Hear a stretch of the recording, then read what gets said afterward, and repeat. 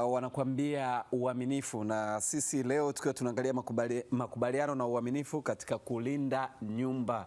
Vipi wewe, yamewahi kukukuta au umewahi kuyasikia au kuyashuhudia? Yote kwa yote tutayafahamu hapa, na tayari studioni tunao wageni wetu. Kwa heshima na taadhima tunawaleta kwenu. Karibuni sana waungwana. Okay, tuko salama? Nyumba ziko salama? Au mko mahakamani? Ziko salama. Mwanasheria atatuambia. Ndio.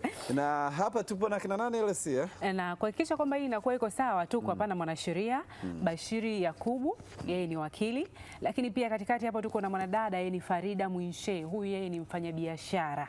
Na pale mwishoni kabisa tuko na Sylvester Gulinja, yeye huyu ni dalali kwenye kuhakikisha kwamba yeye anawapeleka watu sehemu sahihi ya viwanja, nyumba na maeneo mbalimbali. Je, akidi imetimia haijatimia? Imetimia. Asante sana. Na kwa ajili hiyo basi tuanze kwa upendeleo wa kiasili na Bi Farida Mwinshe. Asante mtangazaji. Bi Farida, tunapozungumzia makubaliano na uaminifu katika kulinda nyumba, ndio, wewe katika hili unafahamu nini au umesikia nini au uzoefu wako upoje?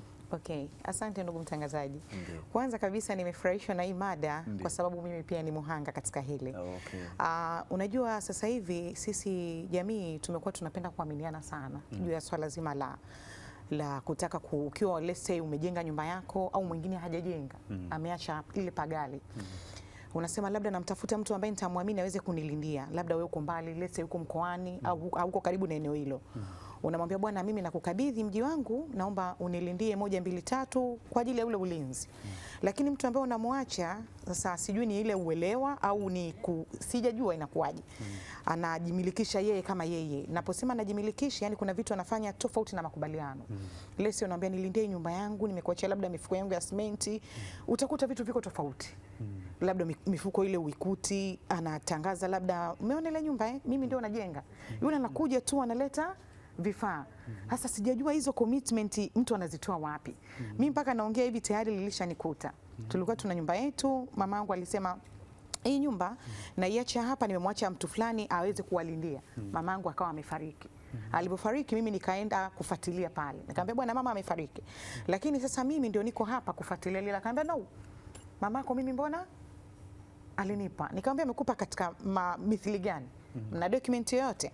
Akanambia hatuna document, ila tulielewana, lakini ngoja taratibu zinafanyaje, zinaendelea, tutafika mbele. Kwa hiyo anakupotezea muda, yani kuna vitu anakuwa anavifanya decent, yani viko vya tofauti mpaka uje ulipate lile eneo au uje upate ile haki yako. Inakuwa ina take time kwa mtu yeye kujimilikisha mali ambayo sio ya kwake. Yani kuna ule uaminifu ambao tunaukabidhi kwa watu, ila unatupelekea sisi kwenda kupoteza nini, mali zetu au haki zetu za msingi.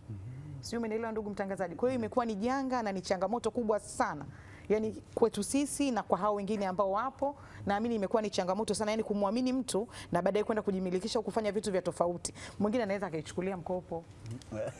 Anaenda kama sasa hivi mwingine anaona kwenda huko benki ni mbali. Si unajua kuna mambo ya yani hapa njoo hapa kausha damu hapa 500,000 nyumba ya kwako, ya kwangu. Document unazo. Na wewe mwenye nyumba si unakuwa unamwamini, sio mfuatiliaji. Kwa hiyo hata yale maeneo wanamwamini kwamba yule ndiye mwenye. Kwa hiyo sometimes utakuta wanasema yule ana makosa, lakini makosa sometimes tunatengeneza hata sisi wenyewe, kwa sababu huweki ile overall kwamba mwenyekiti, vipi hapa mji wangu unaendeleaje, hapa kwangu pakoje. Kwa hiyo zile commitment zikikosekana, hata yule mtu pia anajijengea sasa trust ile ya kwake kwa kuona kwamba okay, yani vile kumwamini kwako naye anajiaminisha sasa.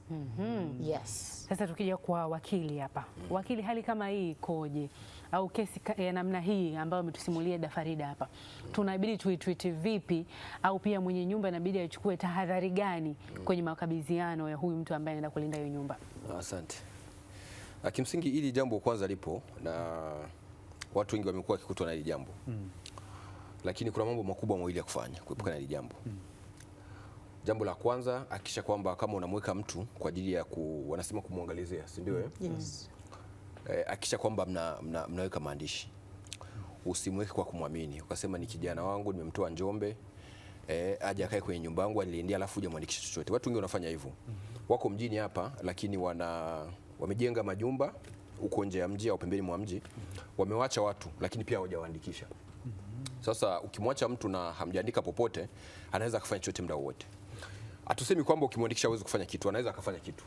lakini inakufanya kwamba uwe katika nafasi nyepesi ya kuweza kurekebisha kile ambacho kimetokea, kuliko unapokuwa umemweka na hujaandika chochote alafu likija kutokea tatizo unakuwa katika hali mbaya zaidi. Hilo ni moja, lakini kuna kubwa zaidi ambalo unaweza kulifanya kuliko yote haya, na haitakai kukute hii.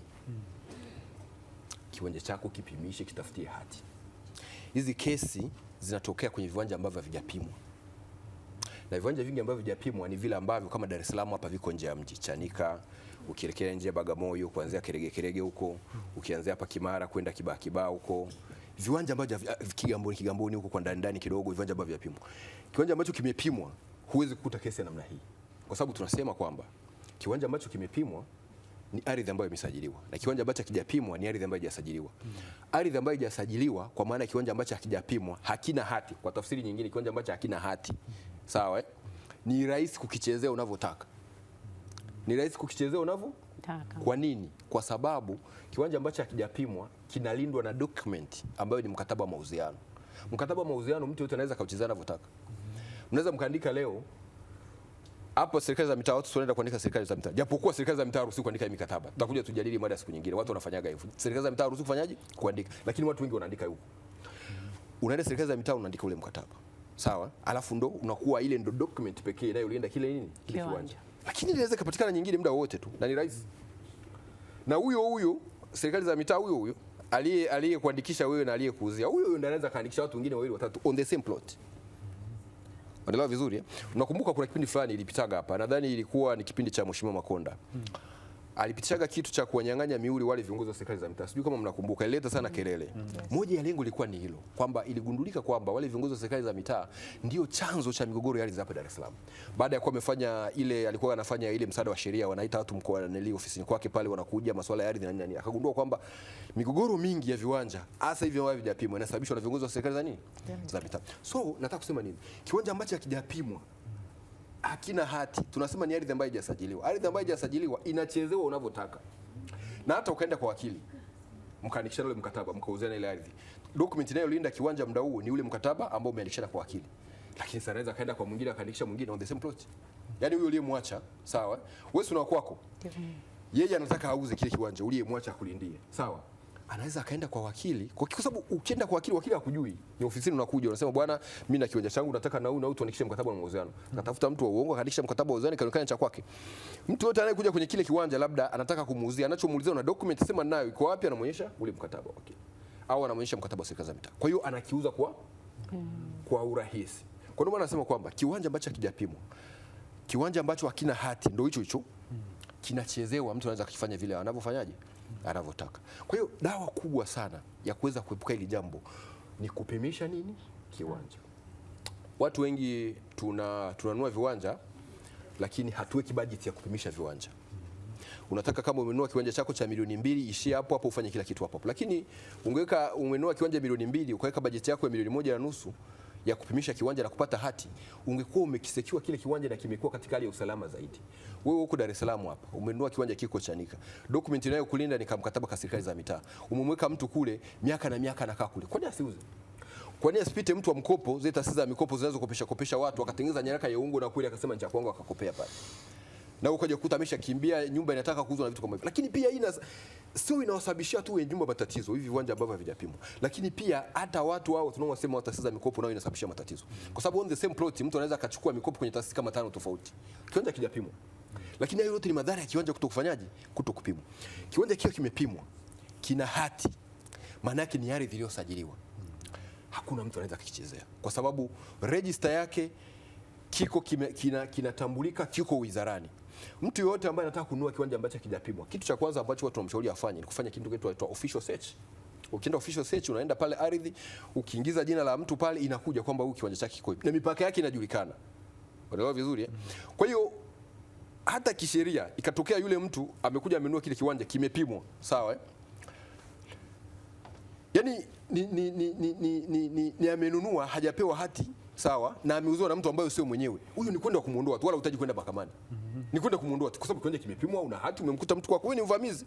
Na sio unamuondoa umpe notice ya kumwondoa kwamba kesho nitakuja huyu unakuja unabeba unatupa kule. Huyo ni wakili ameongea. Huu ni uvamizi, na uvamizi ni uhalifu. Hizo stori zake za nimeuziwa na fulani atasema huko baadaye, lakini wewe unabeba mtu unaondoa unatupa kule. That's the law. Mimi naongelea sheria. Okay. Yani haya sio maoni. Sio kama unajichukulia sheria mkononi.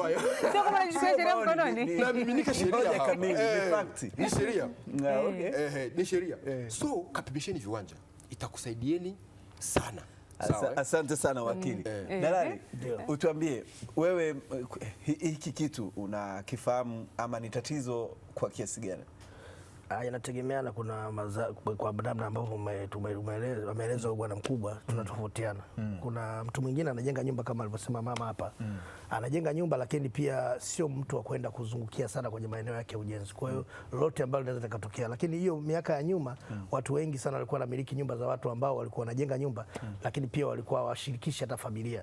Walikuwa na mfumo ambao mtu anajenga nyumba hatoi taarifa kwa mke wake wala watoto wake wala nini, mpaka nyumba inafikia sehemu fulani hakuna mtu yote ambaye anafahamu. Lakini miaka sasa hivi imekuwa tofauti kidogo. Baba anajenga nyumba, mama anafahamu, mtoto anafahamu, wanakuta wanaenda site. Lakini miaka ya nyuma watu walikuwa wanajenga nyumba, wanakuta inakaa miaka mingi, unakuta hata mwenye nyumba anajenga hawa watu wamfahamu, pia hata mhusika haonekani wala wazazi wala mke wake kuja kwenye eneo la tukio hawafiki. Unakuta hawa watu ndio wengi wanajimilikisha kama hivyo walivyosema. Wanajimilikisha, wanafanya vitu vya ajabu. Unakuta nyumba kwanza hata kuitembelea unakuta mtu mwenyewe uliyejenga huwezi kuifikia.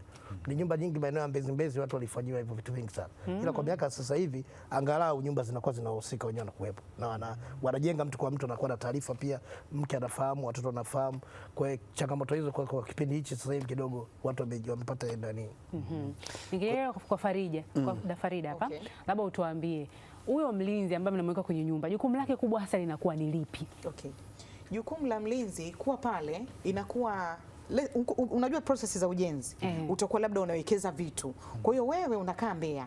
Kwa hiyo kitendo cha kusema pale kila siku uende ukalinde mifuko ya simenti ni jambo ambalo haliwezekani. Na unasema labda na kukabidhi ulinde pamoja na kusimamia ujenzi. Kwa hiyo kitendo kile cha kumwambia, unajua ujenzi sio jambo la siku moja wala siku mbili wala sio mwezi. Kwa sisi hali zetu za kimaskini. Mwingine anajenga mwaka, mwingine uwezo wake unazidi kudrop, anajenga miaka 3. Yani pale sasa ule uzoefu, yani ile experience ya kuwa pale. Yeye kwanza anajionaga ni mmiliki. Vile kwamba nakutumia simenti huko. Kanunue au kafuate dukani. Akifika dukani, nimekuja leo kununua simenti. Akikutana na watoto tena nje, umeona pale najenga. Yani ana nguvu fulani ya ushawishi, yani kujimilikisha kitu ambacho sio cha kwake. Lakini mimi pia nimemuelewa sana wakili kwa kusema inabidi viwanja vingi viwe vimefanyaje, vimepimwa ili kuondoa ukakasi. Labda niseme yani kuna elimu labda ambayo sijaipata na sijafahamu. Unajua na matukio mengi hayatokei kwenye viwanja hivyo. Inatokea kwenye sisi ambao tunaenda hivi bwana, kama ulivyosema wakili. Nimenunua kiwanja milioni 2 maskini, nimeanza kujenga au nimenunua pagari langu milioni 7, kiwanja iko kijapimwa, yani maeneo yanatokea huko chanika huko, kivule ni maeneo yale ambayo ni local standards. Sidhani hata kama serikali yenyewe imebezi sana kule, yani ndo kwanza unakuta watu ndo kwanza ndio tunaweka mawe, tunarasimisha. Kwa hiyo hizo changamoto zinatoka kwenye hawa watu ambao kama sisi wa hali ya chini, sio wenzetu ambao kidogo na kwa wako juu. Kwa hiyo changamoto imepelekea hadi hizi athari imekuwa kubwa sana. Huko Chanika ndo utakuta kuna mambo haya sasa. Mtu anajana yuko zake huko wapi, bwana mimi najenga hapa, ngoja niwekeze nilindie. Unamkuta mtu mweka vizuri tu mwaka wa kwanza, wa pili, wa tatu, maisha yamekuwa magumu. Yule ndugu, yule jamaa ule mweka sasa anaanza kushawishika, yule kaenda kukopa kaambiwa uwe na nini? Maana sasa ukienda kukopa unaulizwa ni mmiliki. Si unalijua wewe ni mwenye nyumba? Mimi sio mwenye nyumba. Hapa ili nipate ile hela, bwana mimi ndo mmiliki. Mmiliki kweli mmiliki.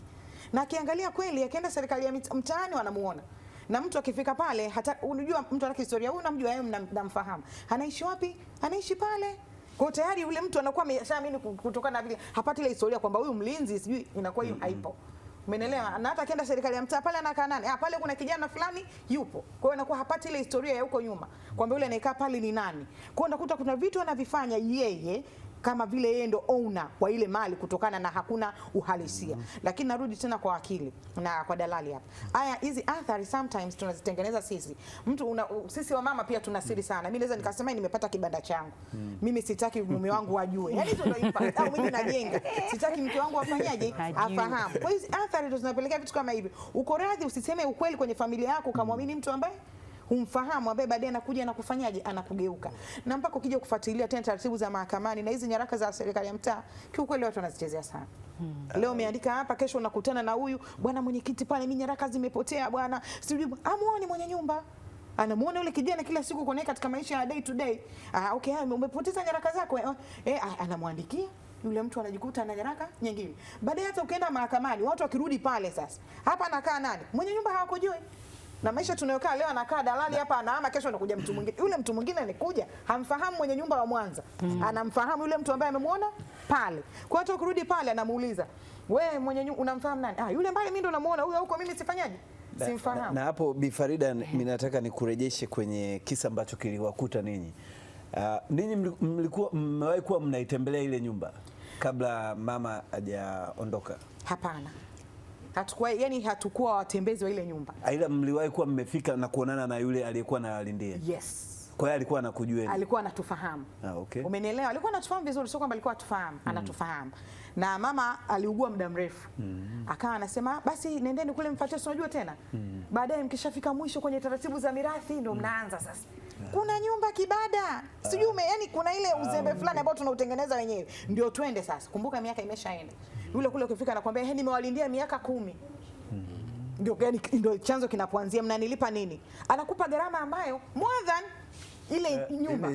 Sijui umenielewa, ili mradi tu uweze kumwachia ile nyumba. Anakuambia mimi tulikuwa tuna makubaliano kwamba mimi hapa namlindia, nikishamlindia umeona ile eneo hili, mimi nibaki hapa kwenye hili, nyinyi atalisema. Yani kuna historia ambayo atakupa, inaanza kuja historia nyingine. Yani haina ukakasi, ila kutokana na uzembe ambao tumeutengeneza, unakuwa sasa unabakia ile, yani huna la kufanya. Unaenda kwa mwenyekiti anakuambia mimi sikujui. Mwenyekiti miaka wakati ananunua mamako sio yeye. Sijui umeelewa. Majirani walikuwa wamekaa pale, mtu kashama ana mji mwingine.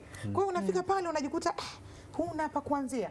Kwa hiyo sometimes hivi vitu chachu kubwa ni mwenye nyumba, ni vile mwenye kutokuelewa na kuacha kusimamia, yani ni ule uzembe wa kumwamini mtu. Kulikuwa kuna nyaraka rasmi labda huo ndio hizo serikali za mitaa. Ndio serikali ambazo ameziongelea wakili hapa, ambao mtu yote anaweza akafanya chochote akachezea. Kama nilivyokupa mfano, mwenyekiti ambaye amenunua mama yangu ni miaka hiyo.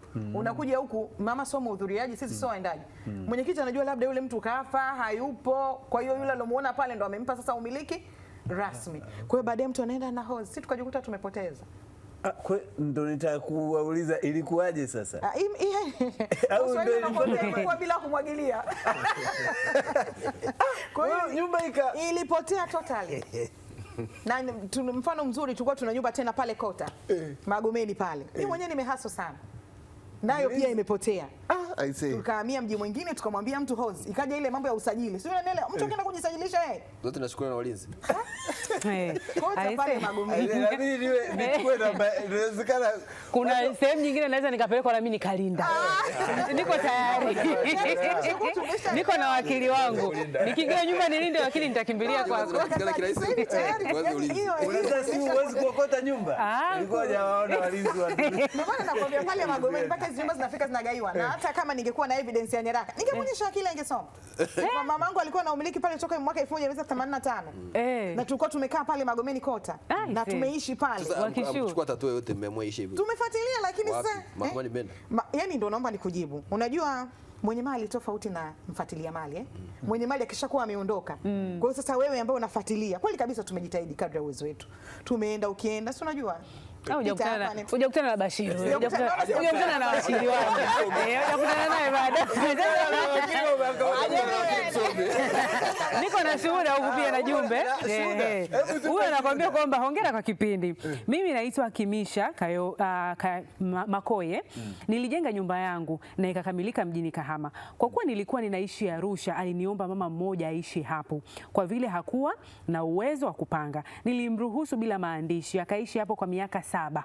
Nilipoamua kwenda kuishi hapo, nilipata upinzani mkubwa mno kumtoa huyo mama, kwa vile aliwaaminisha watu hapo ni kwake. Kilichonisaidia ilikuwa ni hati.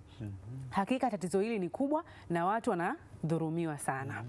huo ushuhuda jamani. Haya, habari ya Azam TV nawapata sana. Naitwa Mohamed Nindi toka Mafinga, Iringa. Hiyo ni changamoto kubwa. Mtu unamwamini kumwachia nyumba alinde, yeye anabadilisha muonekano wa nyumba hiyo bila ridhaa ya mmiliki. Inatutia mashaka kweli. Anaipimpu nyumba. Kazi njema kweli. Yaani mimi nikuachia nyumba yangu ndio kubadilisha. No, ni kuipimpu tu. Unakuwa na fence kabisa. Mimi nataka unashangaa nyumba yangu iko wapi? Unapiga fence. Mambo ni mengi sana. Na geti la umeme. Geti la umeme. Kwanza utaanza kupaogopa. Unaweza kujiuliza. Huyu anaitwa Dalali Mtoto, nipo Tabata Segerea. Hii mada ni nzuri sana na wapo watu wamepoteza mali zao kwa kutoshirikisha familia. Ifikie hatua familia ziwe na taarifa kwa watoto au walezi. Yapo mengi ya kusema jamani. Anasema tena huyu mwingine anakuambia, kwanza hongereni sana kwa mada nzuri sana. Asante. Mada zenu nazipenda sana kwa sababu zinatuhusu moja kwa moja katika maisha yetu. Nirudi kwenye mada sasa. Hayo makubaliano wakati mwingine yana athari hasi sana, hasa kama yatafanyika kwa siri. Kwa mfano, ndugu yangu mmoja alikuwa anajenga nyumba kwa siri, akamkabidhi kijana mmoja asimamie. Kwa bahati mbaya ndugu yangu akafariki. Ile nyumba mpaka leo yule kijana anasema yake. Ushauri wangu, makubaliano yawe katika maandishi au msimamizi yawe hata ndugu, ambaye unajua hata akijimilikisha ni ndugu, sio mbaya. Na tuache siri pia za kujenga kimya kimya. Kuna leo na kesho. Haupo, mali yako inapotea kirahisi sana. Huyu ni Robert Sanga kutoka Kimara, Dar es Salaam. Nisikia mambo hayo. Yaani umeongea neno la kitaalamu. Ukisikia mtu anasema kuna leo na kesho, huyo mtu anaona mbali sana. Kuna mtu alikuwa anampa ardhi kama yani mtu ambaye kuna vitu vilifanyika akawa anampa kama zawadi jirani tu kutoka alivyokuwa ameshibana, akamwambia tuandikishane ninavyokupa. Sasa hao wananijua watoto wake, akamwambia kuna leo na kesho watakukana. Sasa yule mzee akaja kutangulia mbele ya haki, hawajaandikishana. Sema wale watoto walikuwa waungwana, wakamuelewa, wakasema tumpatie, tutamkwaza mzee kaburini. Walifanya sahihi. Sasa nikasema jamaa anasema mimi ndio nilikuwa nasema mzee hao wananijua. Sasa wangekuwa wauni, kuna leo na kesho. Mtu akisema kuna leo na kesho muelewe. Na ndio maana tunazungumzia swala la kuandikishana. Ndio. Sio tu katika masuala ya ardhi. Ndio. Akisha kila kitu mnaandikishana. Mambo yetu mnayofanya andikishana. Kitu kimoja watu wao wakijui. Watu wote unaona wanagombana, wanavutana kwa ajili ya kitu fulani. Waliwahi kuwa marafiki huko nyuma. Watu ambao hawajawahi kuwa marafiki, hawajawahi kujuana, hawajawahi kukutana popote, hawawezi kugombana. Kwa hiyo ule ukaribu wenu, kama hicho kichoko nakisema cha zawadi, ule ukaribu wenu, urafiki wenu, huyu mtu sijui mtoto wa shangazi unamtoa huko kijijini aje kulindia nyumba, sijui afanye nini, mweke kwenye maandishi. Tumesema kwamba maandishi hayawezi kuzuia 100% kile anachokwenda kukifanya, lakini atakusaidia ikitokea tatizo, kuliko hujaandika chochote na limetokea tatizo. Unakwenda kufanya nini? Kwa sababu kuna wakati mwingine unakwenda kutafuta msaada, watu wanakimbiliaga serikali za mitaa, wanakimbiliaga polisi, wanakimbiliaga kwa mkuu wa wilaya, wapi, sawa. Kwa tunakwenda, kitu cha kwanza tunachoulizwa, kuna nyaraka yote inaweza kukusaidia upate pa kuanzia? Huna chochote. Wewe mwenyewe unajionea aibu. Mtu amekaa kwako muda mrefu, hujawahi kumwandikisha, na sasa hivi amegeuka anasema ile eneo la kwake. So kuandikishana ni muhimu sana sana, chochote kile. Na kuandikishana, unajua watu wana complicate sana mambo. Tukisema kuandikishana, watu wanafikiria vitu vikubwa sana. Sijui mpaka uende kwa wakili, sijui ufanye nini. Kama una uwezo huo unaweza ukaenda kwa wakili nani. Lakini kuandikishana kisheria, sheria inatambua hata mistari mitatu. Mimi fulani, leo tarehe fulani, mwezi fulani, mimi fulani nimemweka fulani kwenye nyumba yangu anilindie. Jina lake hili hapa, saini yake, jina lako hili hapa, saini yake. Basi, mistari mingapi? Mitatu. Naelewa vizuri. Kwa hiyo kuandikishana, tusiongelee kuandikishana mtu akaanza kusema unajua ni gharama nini, kutafuta excuse. Hamna haja excuse. Ni maneno machache sana. Tena kuandikishana hata kwa kalamu, sio lazima uende stationery ukaprint. Unaelewa vizuri? Hata kwa kalamu tu kawaida, akasaini na wewe ukasaini, kama una ile ya kidole ya muhuri akaweka. Biashara imefanyaje? Imeisha. Ni ka document kadogo, lakini kanaweza kakakusaidia pakubwa mno. Na hapa kwenye masuala pia ya malipo hapa, mtu anakuambia nimekaa miaka 10, malipo yangu ni haya, malipo yanazidi kiwanja na bei. Je, kuna sheria ambayo inasema labda, maana kunajua kuna sheria ya wafanyakazi wa ndani na bili lipe kiwango hiki. Kwa walinzi kama hawa mlikubaliana? Kwa hiyo yote ni makubaliano. Kwa sababu kwenye masuala ya ardhi kuna kitu kinaitwa mesne profit. Mesne profit ni ile mtu anakaa kwako alipi kodi na unaweza kumdai hiyo. Wewe umekaa kwangu miaka mingapi? Miaka 5. Nipe mesne profit. Sheria inaruhusu mtu ambaye amekaa kwenye ardhi yako analipi chochote, sio mpangaji, sio mtoto wako, hana haki yote, sio mke wako, sio mume wako. Yuma anakaa tu alipe kitu kinaitwa mesne profit. Ni faida ya kukaa kwenye nyumba bila kulipa kodi. Sasa wewe anakudai hela wakati wewe ndio unatakiwa mdai. Ni kwa sababu hamjui haya mambo namfuatilia. Basi wakili ni nani? Tunakusahau Dalali. Utuambie ninyi mnavyokuwa labda inatokea mnaenda kupeleka mteja na vitu kama hivyo, wewe hujui chochote kuhusiana na hii nyumba ni ya kwake au huyu ni mlinzi au inakuwaje? Nyie mnachezesha vipi hapo kete ili haki ipatikane, not haki, ili biashara ifanyike? Maana haki ni kwa upande wa upangishaji, upande wa uuzwaji. Upande wa uuzwaji na hata upangishaji, lakini umjui huyu mwenye umiliki ni nani, ni mlinzi, ni ameachiwa au ni vipi? Huwa ni changamoto, lakini tunajaribu kuwa tunafanya uchunguzi kabla tujafanya chochote, kabla ya kumpeleka mteja. Kuna hali ya kwenda kufanya uchunguzi kujua kweli, je, huyu ni mmiliki wa hii nyumba? Aidha kama tunataka kupangisha, tunataka kujua, tumfahamu pia na muhusika anayepangisha hii nyumba ni yupi. Kutokana na unaweza kumpeleka mtu kama anavyosema, nakuta mtu amekaa miaka mingi anakuambia nyumba yangu mimi naondoka na iacha, kwa hiyo nahitaji mpangaji hapa ndani. Kwa hiyo tunafanya uchunguzi wa majirani ambao wanakuwa wa karibu pale, kwamba bwana, je, huyu kweli ni mmiliki wa hii nyumba? Tuna mpangaji tunataka tumlete hapa. Kwa hiyo majirani, mtu wa kwanza kukupa taarifa ya ukweli kuhusu hiyo nyumba ni jirani. Jirani hawezi kukudanganya kwamba huyu ndio mwenyewe au sio mwenyewe. Atakwambia huyu sio mhusika. Yupo mhusika mwenye nyumba yake. Ambavyo technically kuna mtu anaweza kaingia mkenge. So mtu anaweza kaa na miaka 10 alafu jirani ana miaka 5. Yes. Kwa hiyo technically jirani anakupa taarifa ambayo pengine hana uhakika, ndio hiyo anayoijua.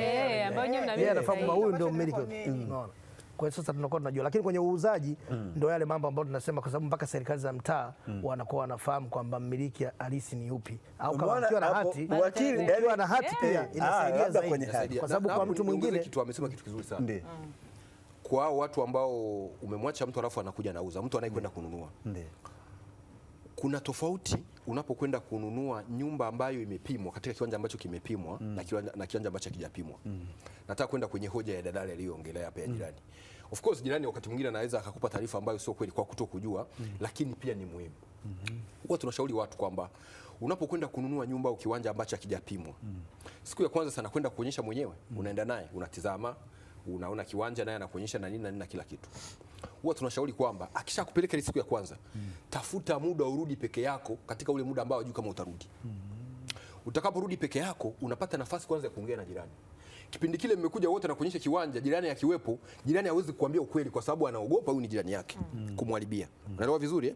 Lakini akakupeleka mara ya kwanza, ukasema nitarudi, nitakutafuta, nitakupigia simu, ukaondoka, ukatafuta muda wako mwingine mwenyewe, ukarudi peke yako, ukamtafuta jirani, ule ndio muda wa jirani anaweza kukuambia ukweli.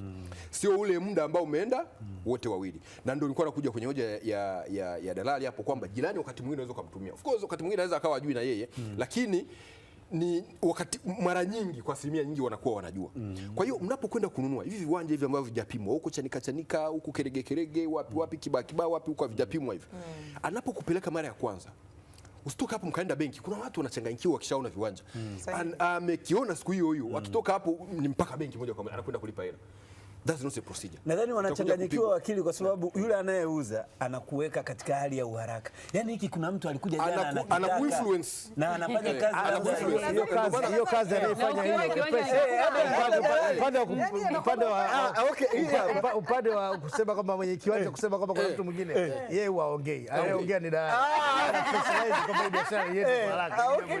Yeye inakuaje hapo?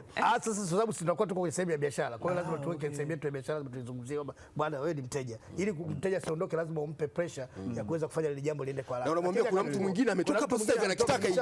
Sana anakilipia. Ndio anaweza kuja kuchukua. Kwa hiyo jambo lako litakuwa liende haraka. Hizo ni pressure. Na mpaka dakika hii pia nimeona kuna changamoto inatokana na ndugu Badala. Kiwanja kimoja kinauzwa mara 6 na yeye yupo anahusika. Au hata hivyo nikwambie kitu kimoja, ndugu mtangazaji. Umeona wewe Dalali huyu? Kuna unajua sikusemi vibaya kaka yangu. Tuko kwenye Yani iko hivi, unakuta dalali pia anafahamu ile scenario ya pale, ila dalali kipaumbele kwanza ni hela, sio? Umeelewa? Yani hajali no matter what, yani hajali kwamba wewe sijui mwenye nyumba nani sijui nani, bwana unataka kupanga pale, ndio yule mtu anamwambia kabisa, mimi naijua hizo kwa sababu niko mtaani, yani hizo scenario pale, mwenye nyumba hayupo pale, kwa pale atapigiwa mwenye nyumba saa nyingine mwenye si hayupo kule, yule ambaye kawekwa pale alinde, labda kashafanya yani yule mpangaji kashafanya uchunguzi, anamfuata dalali, bwana dalali, mbona nimwambia yule sio mwenye nyumba? Mwenye nyumba yuko mbali. Wewe ukifika pale atampigia mwenye nyumba. Huyo anampigia mwenye nyumba anarudi kumpigia dalali. Dalali anabadilisha sauti kabisa. Mimi ndo mwenye nyumba bwana. Hamna shida. Wewe panga tu hapo. Mlipe tu bwana dalali. Mlipe hela. Dalali anajua scenario nzima.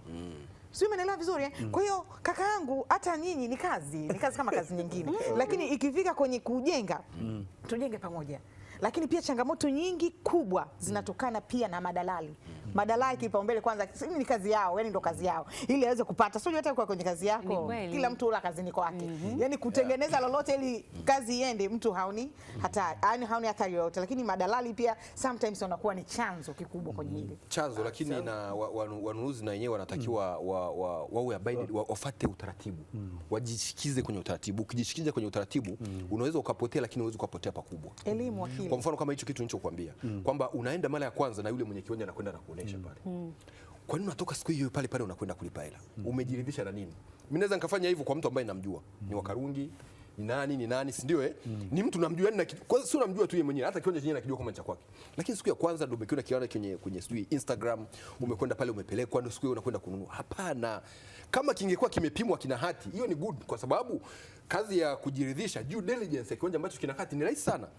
Unalipa shilingi 40 pale ardhi, unaomba official search, wanakuletea ule mkeka, wanakuambia kiwanja cha nani, historia yake ikoje, kama hata kuna mtu amekikopea inaonyesha kwamba kimekopewa, kama ni cha mirathi, kila kitu kinaonyeshwa. Lakini hivi ambavyo havijapimwa vinahitaji kutumia nguvu binafsi. Ndio kama nilichokuambia, kitu cha kwanza ukifika pale anakwenda kukuuzia, akiondoka usiwe pressurized na maneno ya madalali ya kwamba usipolipia sasa hivi kuna mtu anakuja alipie saa 8. Mwambie akalipie. Wewe akikwambia hivyo, mimi naomba watu kitu kimoja kila siku. Mwenye hela hataki kuwa na pressure. Wewe una hela unakuwa na pressure nini? Wewe ndio bosi. Sasa si una hela lakini location ile unaona kama iko kimkakati unaitaka. Sana hiyo mwenye hela na pressure, basi una sifa za kuwa na hela wewe. Yaani dalali anapoongea anashika kichwa hapa. Sasa dalali saa 8 anakuja kulipia mtu mwingine. Mwambie akalipie. Dalali anasema dalali, naomba dalali aongee jamani. Mimi nafikiri kwa uzoefu nilionao, maana unajua hapa tunaongelea mada ya upangishaji, uuzwaji, katika upande wa uuzwaji wa viwanja hivi. Mara nyingi kwa sababu hata sisi kwa sababu tuko siku nyingi kwenye hizo kazi, huwa tupendi pia madhara kwa upande wetu wa mteja. Lazima tuangalie upande wa pili wa mteja wetu kwamba tunalinda maslahi yake yanakuaje, kwa sababu kwenye uuzwaji pia anayeuza ndo anayetoa pesa, lakini mwisho wa siku hata mnunuzi pia anatoa pesa. Kwa hiyo tunachoangalia, tunaangalia upande wa mteja wetu, kwa sababu ni wateja wetu ni wale wa siku zote.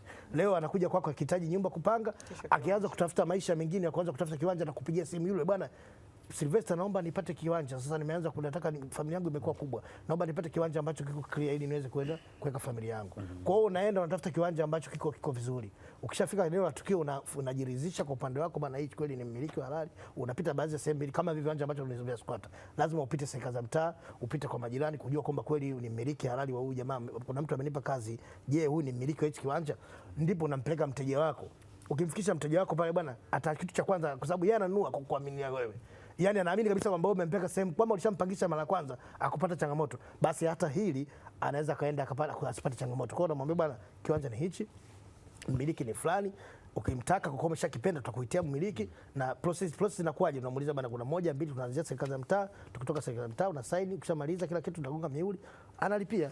Kwa viwanja ambavyo vimepimwa, mkishampeleka pale na kumwambia basi naomba nikafanya official search, anapewa official search, anaendelea kuangalia hardisi, anakuta kweli mmiliki ni yule, anaingiza hela kwenye account, mambo mengine yanaendelea. Viwanja ambavyo wewe unakuta tunatofautiana.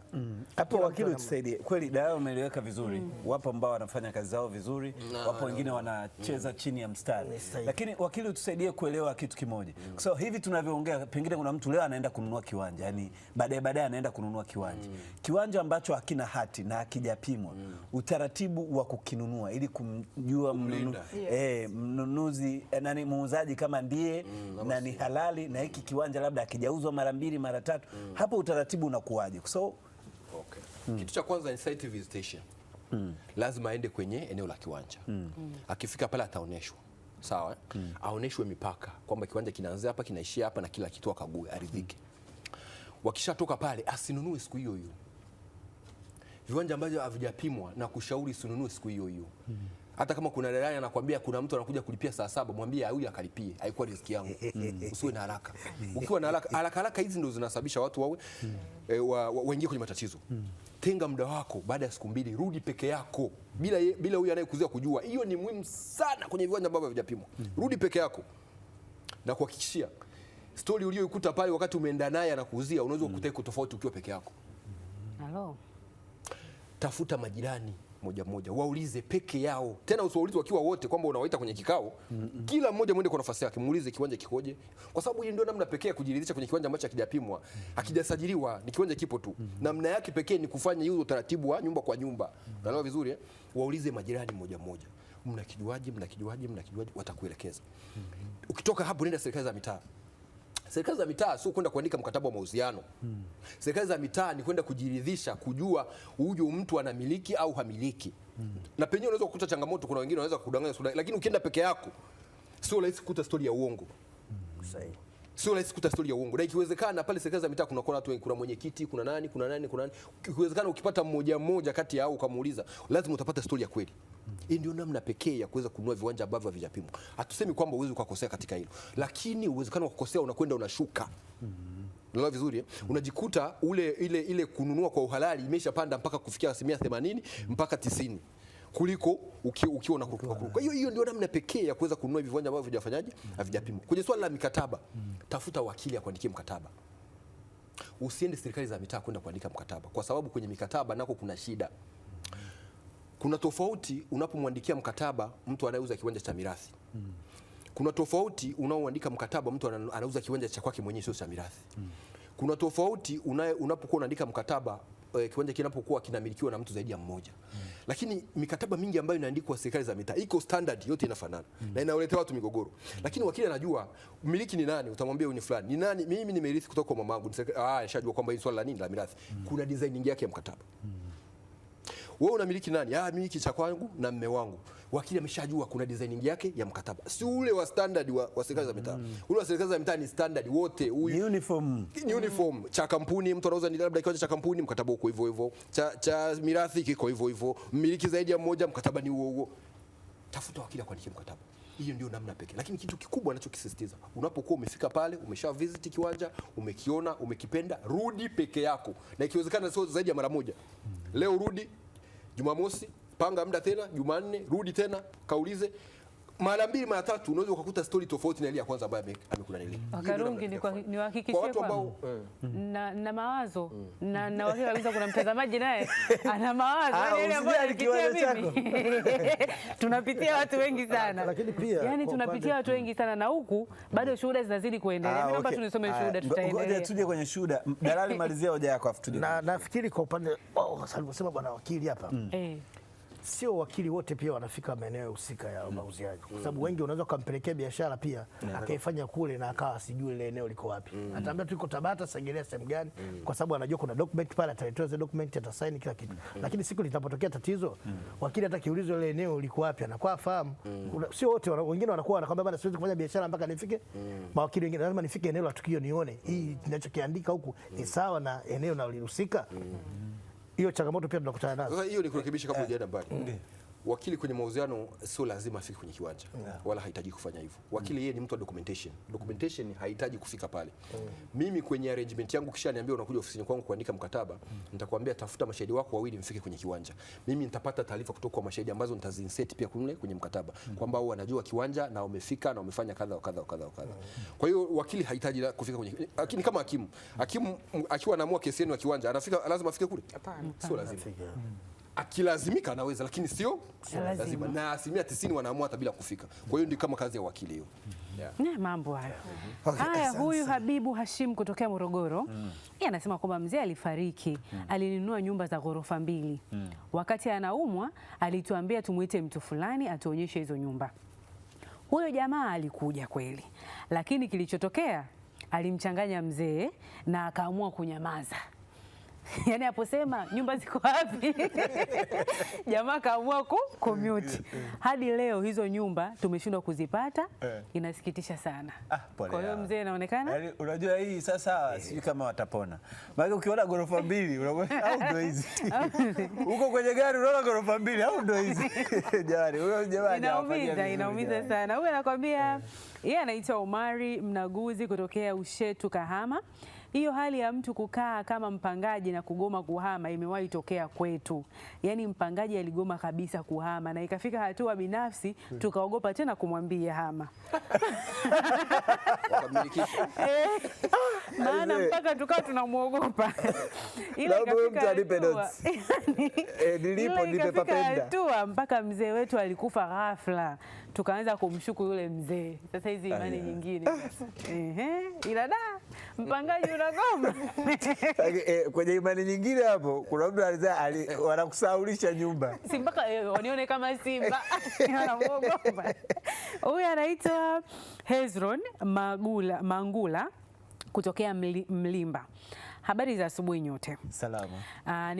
Nimemwelewa vizuri sana mwanasheria na namshukuru, amenifungua vitu vingi kuhusu umiliki wa hati za viwanja na nyumba. Swali langu, naomba kujua gharama za square mita ni shilingi ngapi ili nifanye chapu kulipa, maana watu wengi wameshapoteza viwanja, nyumba kwa sababu kukosa vielelezo, ila ili watu wajifunze kupitia mjadala huu. Namshukuru sana mwanasheria. Hakika tunakushukuru sana. Nakushukuru sana. Lakini issue ya pokea kwanza kwenye swala la kupima. Kwenye swala la kupima, kwa yote ambaye anataka kupima, ambaye anatuzama sasa hivi, uende kwenye makao makuu ya wilaya yako. Sawa. Uende ofisi za ardhi. Sawa, kwa sababu wale ndio walezi wa ardhi katika wilaya husika. Ndio custodian wa land. Aulize pale kwamba mimi nataka kupima kiwanja changu. Watakupa taarifa nzuri, gharama, na surveyor wako pale. Watakupa na surveyor kabisa. Unaona watakupa gharama, surveyor na nini na nini. Sio gharama kubwa sana. Na tumeshasema hata kama ni gharama kubwa, uchague moja, upoteze kiwanja au upimishe. Unapokuwa unapanga kwamba nanunua kiwanja changu cha $2 milioni, tenga na $1 milioni kwa ajili ya kupimisha. Huu ni mfano tu nimetoa. Unaweza kukuta gharama ziko chini au zinaongezeka kidogo. Lakini katika bajeti yako ile ya kununua kiwanja, unajua kwa nini watu wengi wapimishi viwanja? Sio kwa sababu dada, nimekusikia unasema gharama. Ni kweli. Lakini ni kwa sababu hamliwekei bajeti hilo jambo. Yaani nyinyi mnaamini kumiliki tu kiwanja basi ni yatosha hiyo. Elimu ndo tunaipata. Kweli. Mliwekee budget. Yaani unapoona kwamba kiwanja kinauzwa $2 milioni, ukafikiria kwamba kupima itakuwa ni $1 milioni kwa jumla ya $3 milioni, na wewe hujafikisha hizo $3 milioni, ujihesabu kwamba hujafikisha pesa kununua kiwanja. Sahihi kabisa. Unaelewa vizuri? Ukijihesabu hivyo, utajikuta kwamba uko salama. Pimisheni viwanja. Migogoro mingi sana inatokea kwa sababu ya kupimisha viwanja. Unaona hata hii tunajadili hapa ya kwamba labda mzazi amenunua kiwanja, amekificha sehemu, amekuja akafariki, alafu amkijui kilipo. Kama kimepimwa na kina hati, hata kile miaka 100 ni cha kwenu, kuna siku mtakipata tu. Lakini pia ni rahisi kukitrace. Ukienda ardhi pale, ukapeleka jina lake, mzee wangu amefariki na mimi msimamizi wa mirathi, ukapeleka ile fomu msimamizi wa mirathi. Naomba kujua kama ana ardhi yoyote. Wakiingiza jina lake tu basi inamletea mpaka pale Kigamboni sehemu fulani, plot number fulani. Mtu anakupeleka mpaka kwenye kiwanja hiki hapa. Lakini viwanja ambavyo vijapimwa shehe, hamna hizo habari. Hamna, mpaka mtu aambie unajua baba yetu tunamwonaga anaenda Chanika sehemu fulani, mnaenda kwenda kutafuta wapi? Mnaenda kutafutia Chanika, unatafuta pimisheni viwanja, kwa sababu inachokisema sasa jirani akishajua mnatafuta chake. Hata wizara ya ardhi yenyewe moja ya kampeni yake kubwa ni kuhakikisha kuambia watu wapimishe viwanja, kwa sababu ndio kitu pekee kinapunguza mgogoro na kinamaliza mgogoro. Kiwanja kio kimepimwa, nimekupa taarifa kwamba ni nyumba yako imepimwa, ina hati. Kama sasa hivi tunajadili hapa kwamba umemweka mlinzi, sijui amekatalia mlinzi. Nimekwambia huenda hata serikali za mitaa unachukua huyo mtu unabeba unatupa nje. Ni mimi. Sasa wakili hapa tusaidizane.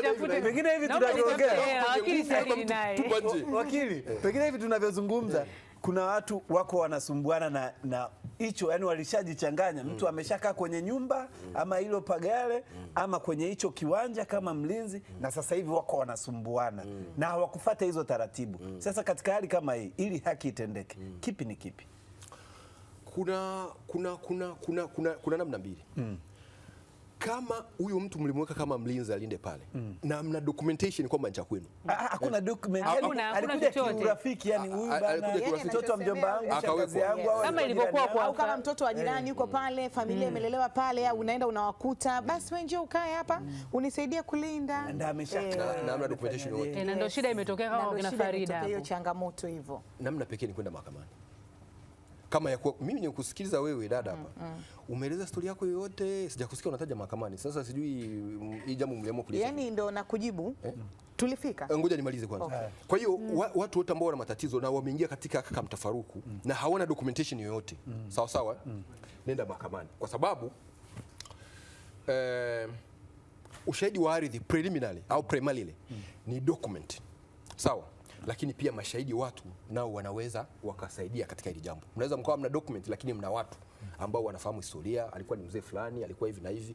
Huyu kijana sana ametoka Mangula, huyu amekuja hapa hana hata ndara tunamjua, amenunua nyumba lini. Kuna watu wanajua hizo historia. Mtu anakuelezea kwamba tunamjua huyu, amekuja hata ndara vai hapa. Unaelewa vizuri? Kuna mashahidi. Sawa. Tafuteni mashahidi. Amna document, yes, huko umeshafeli, lakini tafuteni mashahidi kwa sababu ushahidi ni document pamoja na watu. Pia nao ni mashahidi. Kwa hiyo mnaweza mkakusanya wale watu ambao wanajua historia. Mna majirani pale, labda mlikuwa mwajui mzee wenu alikuwa anawajua, ongeeni nao vizuri. Bwana mzee, si mlikuwa mnamjua hapa, ilikuwa hivi na hivi na hivi na hivi, ongeeni vizuri. Wanaweza wakasaidia kwa toleo ushahidi. Nenda mkafungue kesi mahakamani, mkidhibitisha vizuri, basi na Mungu ataweka mkono wake, mnarudishiwa ardhi yenu. Lakini usikae kama dada Farida hapa kwamba bwana tumemwachia tunapita story yako. Yaani labda akili hukutaka kunielewa. Unajue uzembe unakuja toka mwanzo. Yaani kule chini kabisa kwenye familia. Labda mzazi akushirikishi na lile eneo hatembelei. Inafika miaka 10, 15 hajaonekana lile eneo. Baadaye ndio anakuja anakuambia ana lile eneo. Sijui umenielewa? Na kama anapokuambia lile eneo unapoenda pia mtu akai pale milele mwingine anaama. Kwa hiyo hata ule ushahidi wa wewe unakuwa haupo. Lakini mimi wakili nilichokuelewa sana kwenye documentation. Ila pia kuna haja hata watu ambao tunaweka kwenye mapagali au nyumba pia tufanye nao nini documentation, kwa maana kuna leo na kesho. Watu tumeshakuwa tuaminiane. Mfano mzuri uliotukuta sisi sio ni uzembe wetu. Umeelewa vizuri? Ni vile mama yetu ambavyo mwenyewe alikuwa anafanyaje? Ameweka ile scenario. Mpaka mlinzi alomweka baadaye. Lakini kwa sasa tunawalaumu nini? Mama tunamsamehe. Sisi tuko na nyinyi. Hayo nyumba au mimi niuzieni.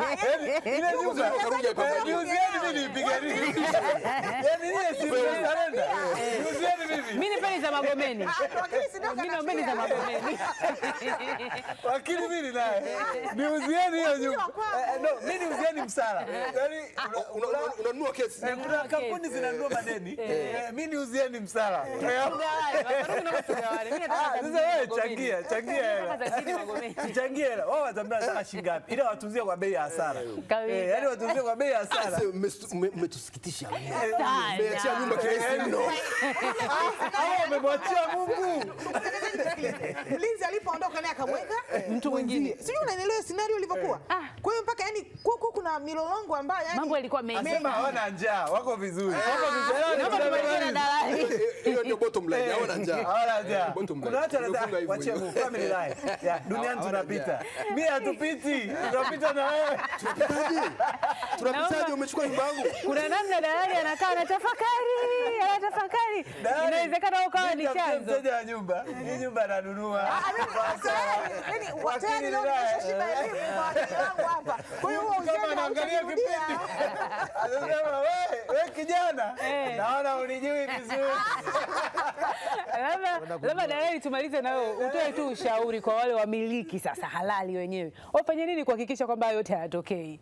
Wamiliki halali kwa maana wamiliki halali wa nyumba, wa viwanja ambao wanawaweka watu ili hata na nyinyi pia msionekane kwamba nyinyi ndio chanzo cha matatizo. Unajua hivyo inakuwa ni ngumu kujua kwamba huyu mtu ni tabia aina gani. Kwa hiyo hiyo ni tabia ya mtu kujua kwamba huyu mtu ni sahihi katika upande wa sehemu ya uhakika kwamba kweli huyu mtu yuko hivyo, au tabia ya mtu mpaka ukiwa unajua kwamba huyu mtu ni tabia zake, ndio watu wengi tunakuwa tunaepuka watu namna hiyo. Sasa sehemu ambazo huwa sehemu ambazo ni ngeni kwenda kuzivamia huwa tunachukua muda sana kuzifanya kazi, lakini sehemu ambazo tumeishi miaka mingi kama Tabata, kwa sababu sisi tuko Tabata Segerea. Kwa hiyo nyumba tunadili sana na nyumba maeneo yale kwa ajili ya Tabata na Kinyerezi. Na of course tunakuwa tunawajua watu wengi, yaani wamiliki tunakuwa tunawafahamu, pia watu ambao wanatupa sisi kazi tunakuwa tunafahamiana nao. Kwa hiyo inakuwa mara nyingi hatukutani sana na hizo changamoto, ila kwa maeneo ambayo ni mageni huwa yanakuwa ni magumu sana kujua kwamba huyu kweli ndiye yeye au sie. Lakini kama ukipata uhalali wa kwamba kupitia hiyo hati ni rahisi sana kufanya biashara ambao inakuwa haina shida aina yoyote. Na wakili, hapa tusaidizane. Kuna mtu ambaye anakaa kwenye nyumba ila hana matatizo. Yani umemwacha kulindie, anakuwa mwaminifu, hata ukitaka aondoke, anaondoka. Ikitokea taarifa labda kuna changamoto, anakupigia simu. Mtu kama huyu labda umehitaji nyumba yako sasa kuitumia, utaratibu wa kumtoa, yani yeye ana matata, unakuwaje? Kuna kipindi cha neema, grace period, atoke vipi au inakuwaje? Hapo inakuwaje? Kwanza inategemea kama mlikubaliana katika hilo jambo. Kwa sababu kuna watu wengine wanaweka watu kwenye nyumba zao wawalindie professionally kabisa. Anamwambia nikihitaji nyumba yangu nitakupa taarifa ya siku 60. Nikupa taarifa ya siku 60, utajiandaa, utafanyaje, utatoka. Lakini kisheria strictly kama hakuna neno lolote kuhusu taarifa, huyo mtu unaweza ukaamka hata asubuhi kesho kumwambia ondoka. Kama hakuna hilo kisheria.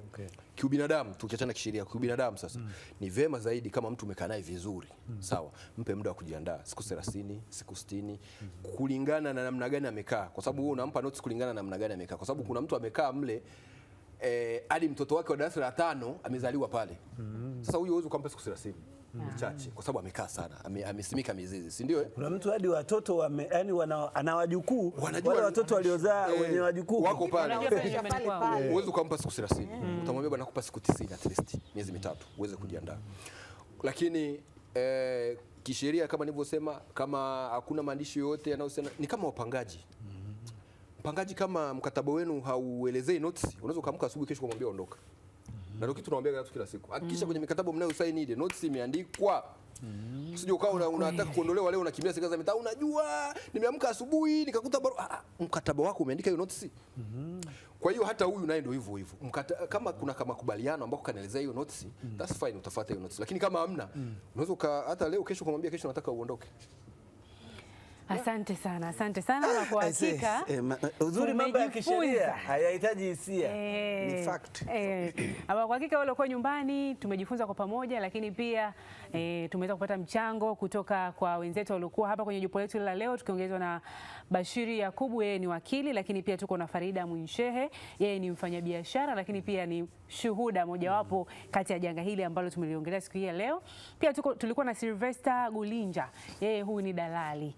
Kwa hiyo tumatumaini tumeweza kuelewa na unaweza kujifunza na unaweza kuchukua mengi kutoka katika hii ili janga hili lisiweze kukupata.